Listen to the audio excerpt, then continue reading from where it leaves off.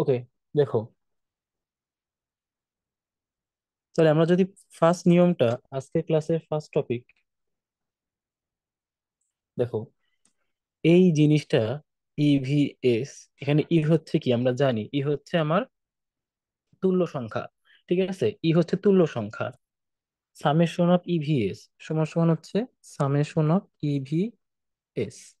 এটা হইতে পারে এসিডের অথবা জারক, এসিড বা অন্য কোনো জারক। আর এটা ক্ষার, বিজারক বা ধাতু, আমরা জানি ধাতু হচ্ছে বিজারক, ধাতু সমূহ হচ্ছে বিজারক আর অধাতু হচ্ছে জারক। ঠিক আছে, এখন এসিড, ধরো এটা একটা এসিড, এসিড কি করে? এইচ প্লাস দেয়, তাই না? এইচ প্লাস দেয় বা প্রোটন দেয়। তাহলে প্রোটন দিচ্ছে। আর তুমি চিন্তা করো ক্ষার, ধরো NaOH, ও কি করে? ও হচ্ছে Na প্লাস আর OH মাইনাস। তাহলে ও হচ্ছে নেগেটিভ জিনিস দেয়, তাই না? নেগেটিভ জিনিস দেয়। তাহলে আমরা জানি যারা হচ্ছে ইলেকট্রন দান করে, ইলেকট্রন নেগেটিভ জিনিস, তাই না? ইলেকট্রন নেগেটিভ জিনিস। যারা হচ্ছে নেগেটিভ দান করে তারা কি? যারা হচ্ছে নেগেটিভ দান করে তারা হচ্ছে বিজারক, যেমন হচ্ছে এই ক্ষার। আর নেগেটিভ, নেগেটিভ দান করা, নেগেটিভ দান করা তার মানে হচ্ছে এইচ প্লাস গ্রহণ করা, দুইটা সেম। নেগেটিভ দান করা আর প্রোটন বা এইচ প্লাস গ্রহণ করা সেম। ঠিক আছে, তাহলে এই দুইটা হচ্ছে একই, দুজনে কি? বিজারক।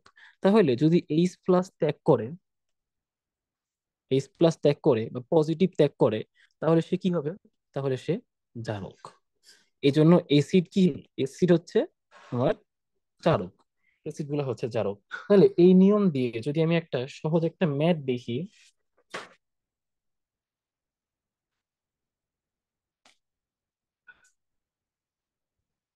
1 নাম্বার ম্যাথ। একটা এসিড, এসিডের আয়তন দেওয়া আছে 40 সিসি এবং ঘনমাত্রা হচ্ছে 0.4 মোলার HCl, এই এসিড দেওয়া আছে। এবং এখানে 50 সিসি, 0.6 মোলার H2SO4 দেওয়া।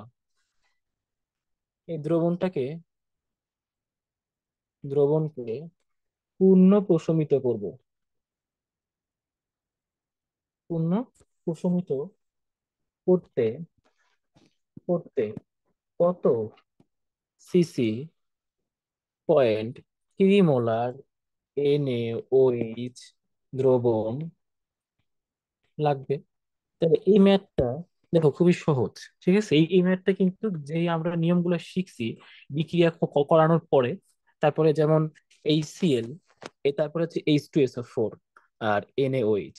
তাহলে এই H2SO4 দেখো সে হচ্ছে দ্বিক্ষারকীয় অম্ল। তাহলে এটাকে যদি আমরা, দ্বিক্ষারকীয় অম্ল আছে, যদি আমরা এক ক্ষারকীয় অম্লে নিয়ে যাই, এক ক্ষারকীয় অম্লে ট্রান্সফার করি HCl, তাহলে কি হবে? এই যে কোনো এক জায়গায় ঘনমাত্রা, ঘনমাত্রা অথবা আয়তন যে কোনো এক জায়গায় 2 দিয়ে গুণ হয়ে যাবে। যে কোনো এক জায়গায় আমার হচ্ছে 2 দিয়ে গুণ হয়ে যাবে। তো এখন এই নিয়মে না গিয়ে আমরা আরো সহজে করতে পারি। সেটা হচ্ছে এই যে শর্টকাট নিয়মটা।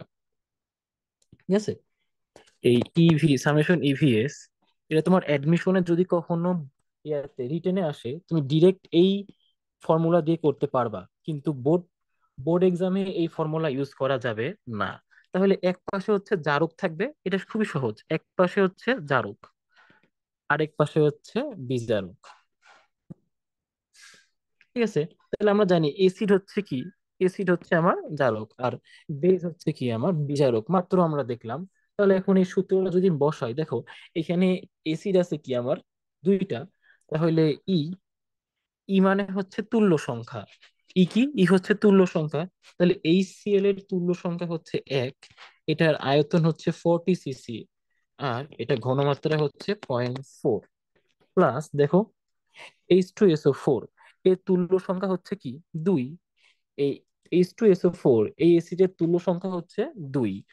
2 গুণন এর আয়তন কত?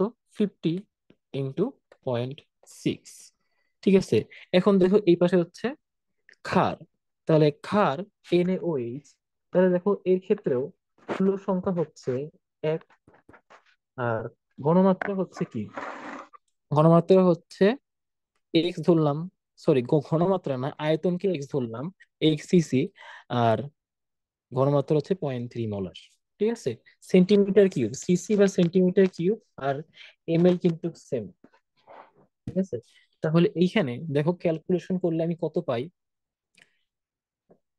এক্স সমান সমান আমার আসবে হচ্ছে 253.33 এত সিসি বা এত ml। বুঝছো? তাহলে দেখো এই ম্যাথটা কিন্তু খুবই সহজে হয়ে গেল। তাহলে এই টাইপের যত ম্যাথ আছে সব করা যাবে। এখানে ই হচ্ছে আমার কি, তুল্য সংখ্যা, আর ভি হচ্ছে কি আয়তন, আর এস হচ্ছে আমার ঘনমাত্রা। তাহলে এই টাইপের যদি আমরা আরেকটা ম্যাথ সলভ করি,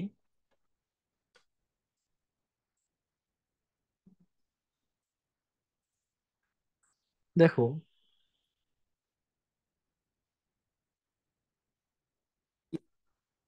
এর উদ্দীপকটা একটু বড় হবে, ভেজাল যুক্ত, এবং এখানে দিছি আমি ভেজাল যুক্ত, ভেজাল যুক্ত Na2CO3 এর 1.881 এত গ্রাম ভরের,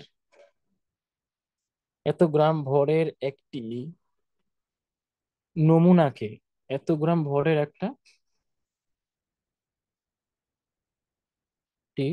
নমুনাকে দ্রবীভূত করে, দ্রবীভূত করে আয়তন 250 সিসি করা হলো, করা হলো। এই দ্রবণের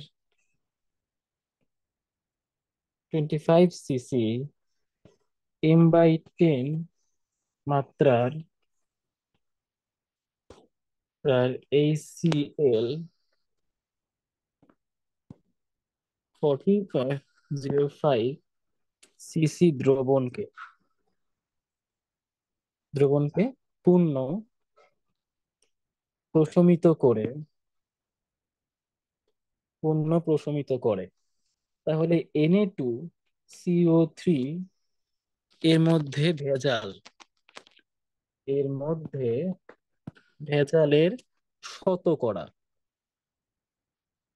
ভেজালের শতকরা পরিমাণ কত। তাহলে তুমি একটা জিনিস আমাকে বলো, যে এই সূত্রটা, এই যে এই ম্যাথটা, হ্যাঁ এই ম্যাথটা হচ্ছে সামেশন ইভিএস সমান সমান সামেশন ইভিএস, এটা দিয়ে করা সম্ভব কিনা? মনে হবে যে সম্ভব। এখানে দেখো ভেজাল যুক্ত, ভেজাল যুক্ত Na2CO3 দেওয়া আছে, এত গ্রাম ভরের একটা নমুনাকে দ্রবীভূত করে আয়তন করা হয়েছে এত। ঠিক আছে, ওই দ্রবণের আমি কতটুকু নিছি, 25 ml বা 25 সিসি, M/10 ঘনমাত্রার এই সিএল দ্বারা এত আয়তন দিলে সেটা পূর্ণ প্রশমিত হয়ে যায়। তাহলে এখন Na2CO3 মধ্যে ভেজালের পরিমাণ কত, দেখো তাহলে এই ম্যাথটা এখন করব। তাহলে দেখি সামেশন অফ ইভিএস, এটা একটুখানি ব্যবহার করে দেখি। Hmm, summation of EVs equal to summation of EVs, এক পাশে থাকবে জারক, আরেক পাশে থাকবে হচ্ছে বিজারক। তাহলে এখানে মানে এক পাশে এসিড দিব, আরেক পাশে ক্ষার। তাহলে এইখানে দেখো টু, টু কার হবে, টু হচ্ছে তোমার এই যে এই ক্ষারটা, এই হচ্ছে দ্বি অম্লীয় ক্ষার, দ্বি অম্লীয় ক্ষারক, যার কারণে এর তুল্য সংখ্যা হচ্ছে কি 2। তারপরে এর, এখন এখানে দেখো ওর ভরের মান দেওয়া আছে, ভরের মান, তাহলে আমরা জানি এন সমান সমান কি ভিএস, এন সমান সমান কি ভিএস না? তাহলে এইখানে আমি লিখতে পারি এন, এন অফ Na2CO3। আচ্ছা, তারপরে দেখো ওয়ান, এটা কার, যে এসিডটা আমি যোগ করছি এই সিএল, তার তুল্য সংখ্যা হচ্ছে এক। আর ওর আয়তন কতটুক দিছি আমি, ওর আয়তন দিছি হচ্ছে আমি 24, 2, 0.05। এটাকে আমি দেখো তো, এটা ml না, ml কে আমি 1000 দিয়ে ভাগ করব, তাহলে সেটা চলে যাবে হচ্ছে কি লিটারে। আর এটা ঘনমাত্রা কত, 0.1 মোলার। ঠিক আছে, ঘনমাত্রা কত? 0.1 মোলার। এইখানে তাহলে 2 ইন্টু ভর, ওর, আচ্ছা, W, of Na2CO3 divided by এই Na2CO3 আণবিক ভর হচ্ছে 106। তাহলে 1 ইন্টু, তাহলে কত হবে? 24.05 ডিভাইডেড বাই 1000 ইন্টু 0.1। তাহলে আমার ডাব্লিউ অফ Na2CO3 কত আসবে? 0.12746 5। তাহলে এখন দেখো তো, বিক্রিয়ায় যে ভরটা অংশ নেয় সেটা আমার কি ভর? বিক্রিয়া যে ভরটা অংশ নেয় সেটা হচ্ছে বিশুদ্ধ, যেটা সম্পূর্ণ ভেজাল মুক্ত। তাহলে এইখানে আমার Na2CO3 দিছে হচ্ছে 1.881 এত গ্রাম। ঠিক আছে, তাহলে এর মধ্যে ভেজাল আছে কতটুকু? ভেজাল, তো দেখো ভেজালটা বের করা যাবে, তার আগে আমি বিশুদ্ধ কতটুকু সেটা বের করি। তাহলে 25 সিসি। কেন ভাই? দেখো, এই যে N2CO3, সোডিয়াম কার্বনেটের এই যে 250 ml বা 250 সিসি যে দ্রবণ তৈরি করছি, সেখান থেকে আমি নিছি মাত্র 25 সিসি। তাহলে বিক্রিয়ার মধ্যে অংশগ্রহণ করছে 25 সিসি। তো এই 25 সিসিতে বিশুদ্ধ বিশুদ্ধ Na2CO3 আছে, যেটা বিক্রিয়ায় অংশ নেয় 1.27465 এত গ্রাম, যে ভরটা বিক্রিয়ায় অংশ নেয়। তাহলে এখন 250 সিসি, ঠিক আছে, আমি তৈরি করছিলাম কটুক, তৈরি করছি আমি 250 সিসি। তাহলে এই যে 250 সিসি, তাহলে সম্পূর্ণটার মধ্যে Na2CO3 এটা বিশুদ্ধ আছে 0.12746 5 ইন্টু 250 ডিভাইডেড বাই 25। এটা কাটলে কত হয়? 10 হয়। তাহলে 1.27465 এত গ্রাম, এটা হচ্ছে সম্পূর্ণ যে দ্রবণ, সেখানে কতটুকু বিশুদ্ধ। তাহলে এই যে বিশুদ্ধ এটা, দেখো তো, এটা হচ্ছে 250 সিসি, তাই না? 250 সিসি। তাহলে এই যে 250 সিসি N2CO3, ওর মধ্যে কতটুকু তোমার Na2CO3 ছিল? সেখানে সোডিয়াম কার্বনেট ছিল হচ্ছে 1.881 গ্রাম। তাহলে 1.881 গ্রাম। তাহলে ভেজাল, ভেজালে শতকরা কি হবে? ভেজালে শতকরা হবে 1.881 গ্রাম সোডিয়াম কার্বনেট। তাহলে বিশুদ্ধ কতটুকু মোট? মোট দ্রবণে বিশুদ্ধ যে সোডিয়াম কার্বনেট সেটা আমি বিয়োগ করে দিচ্ছি। তাহলে এটাকে এখন তুমি যদি ক্যালকুলেশন করো, পাবা হচ্ছে 32.2355%। তাহলে এটা হচ্ছে কি আমার ভেজালের পরিমাণ, 32.2355%। তাহলে আশা করি এমন এই সূত্র দিয়ে দু একটা ম্যাথ দিলে তুমি পারবা। ঠিক আছে, কিন্তু সাবধান, এই সূত্র দিয়ে কিন্তু বোর্ড প্রশ্নে অ্যান্সার করা যাবে না। বোর্ড প্রশ্নে অ্যান্সার করা যাবে না, কিন্তু অ্যাডমিশনে আসলে তখন সহজেই তুমি এইটা দিয়ে করে ফেলতে পারবা। রিটেনে আসলে অবশ্যই পারবা, এমসিকিউ আসলে পারবা। ঠিক আছে, বোর্ড প্রশ্নের জন্য হচ্ছে যে বড় নিয়মটা যেটা শিখছো সেই নিয়মে করবা। তাহলে এটা গেল 1 নাম্বার টপিক।